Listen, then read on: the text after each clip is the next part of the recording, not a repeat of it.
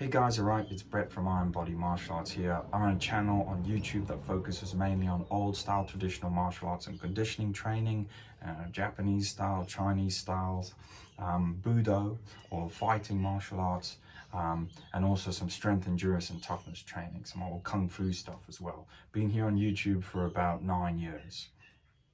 I want to have a look today at martial arts journeys. Everyone knows this channel. It's quite a big channel on YouTube.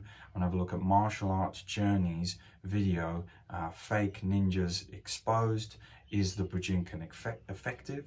And I wanted to give my opinion on that based on my experience. So what is my experience? I've been training martial arts since the age of about 15 years old, and now I'm about 34. And when I say that, I mean going to clubs, doing my own training at home, doing extra training, going to seminars. I've put a lot of time into martial arts. I also do law enforcement. I have done for like 11 years. So I've got a grasp on like what's real in the real world. I've always been interested in making things practical. Okay, let's go with the title first. So fake ninjas exposed, is Bujinkan effective?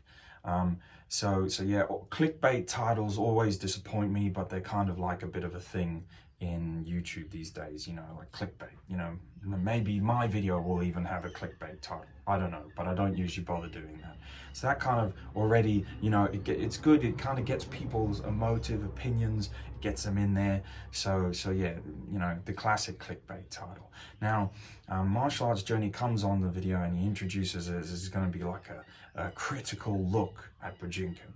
And kind of what disappointed me about his critical look is that when you boil it down, it's a 7-minute video where he goes, I looked on Wikipedia, I then went to YouTube, I've made a lot of assumptions about what a Bujinkan person might say. I mean, he goes to websites and he evidences, like, oh, it's a mosquito. He goes to websites and he evidences what, you know, claims some websites have made. I wouldn't call that a very critical look. And then he puts some of his own opinions and stuff like that, and he goes into topics like sparring, self-defense, some claims. As a whole, it covers some good points, but initially, a bit disappointing that those are his only sources for this critical look. It feels like he wasn't given a fair go from the start, because he starts out well where he goes, oh well, Bujinkan's led by Masaki Itsumi, and it's meant to be the study, and that's a good thing, as he said, it's a study of like 9 scrolls of traditional samurai martial arts, and that's the key thing there. Is that I'll go into it a bit more, but Bujinkan is really just collections of family samurai jiu-jitsu. So from 9 different families, each family has its like recordings of their methods. So the general consensus is that the documents or the scrolls are real, or they're reproductions of real syllabuses of samurai jiu-jitsu, recorded techniques. And they've been passed forward like books, you know, like family books on martial arts. Martial Arts Journey does a good thing here, and he compares Bujinkan to something like BJJ. So BJJ is a very technical martial art where you focus on locks. Because I do BJJ, you focus on locks, there's all different joint manipulations, angles, and you can spend hours looking at all the different angles and everything like that. It's classic jiu-jitsu, and it's similar to stand-up jiu-jitsu, which is all that Bujinkan is. So if BJJ and doing all those locks is accepted, then when you do them in Bujinkan, and you're doing the same sort of things and the same sort of locks standing up, but they're in traditional, they're taught in the traditional jiu-jitsu way, that's not accepted. So you can go on the ground and do floor jiu-jitsu, and do that as much as you want. But when you stand up and you could do analytical jiu-jitsu, you know, without sparring, just flow rolling kind of thing. So flow, you know, in a lot of jiu-jitsu classes, you'll go and flow rolling is accepted. And sometimes it's like mainly accepted, just like flow roll. But then what I guess one of the biggest things I can say is like a lot of Bujinkan is just like, I suppose, 60-70% flow rolling. So guys, it isn't quite the same as flow rolling, but what I'm trying to say is that I'm trying to convey the feeling of where you're working with your partner to achieve the objective of going through a technique or learning a specific movement. It's not full power, it's not full speed. Maybe the other person's adjusting their resistance, and together you could be going through something very technical. You're analyzing something, you're moving through it.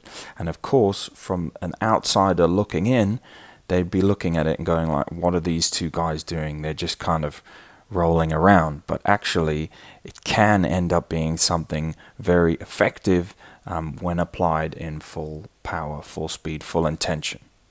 That's why I don't understand when people they look at jiu-jitsu flow rolling and jiu-jitsu, very analytical, very, you can go down to the nth degree and you're like, okay, yeah, I get that.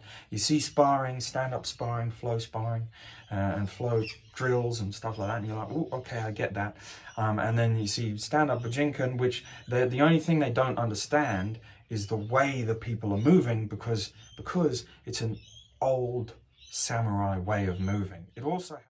My point is that when we do things like Muay Thai or kickboxing or even BJJ rolling, we do technical sparring where you may set your opponent up and you may say, okay, just kick me or just punch me or just do this move or just do that move, and we're going to vary the speed and we're going to vary the intensity and then come at me. Or you do technical sparring where people lightly touch and lightly kick and there's preset parameters of how it's going to work. And it's that training ethos and feeling that I'm trying to get at. I'm trying to get people out of this mindset that it's all impractical and it's all not real, because those things too are impractical and not real if you take them out of the training environment. And if you videoed someone doing a light technical spar and you videoed someone doing a light roll, a technical roll with preset parameters, although it isn't sparring, when you then transpose that onto some of the Bujinkan stuff that you see out there where people are doing these preset moves, if you look at it with that understanding, and also you give the practitioners the benefit of the doubt that they also know this, which they should do, then hopefully we all come to a more realistic and better picture that it all looks fake and it all actually is fake, if you understand my meaning. But of course we come to the very real issue of there is no actual sparring. There is no actual high intensity sparring. And yes, I agree, this is where there is a shortfall in Bujinkan. But as Martial Arts Journey says, does that make the martial arts fake? Does that make people who practice it fake? Does that make it ineffective and crap? Well, no, it doesn't. There's no escaping the fact that there is no sparring. But does that make the whole martial art invaluable? Well, no, it doesn't. And the problem is that Martial Arts Journey is basing his whole opinion of Bujinkan and traditional martial arts on his Aikido experience. Aikido and Bujinkan are almost nothing alike. They're completely different training systems with a completely different psychological ethos, and they represent different times in Japanese history, with Aikido being far more recent. Okay, now another big misconception with the Bujinkan stuff seems to be this kata learning.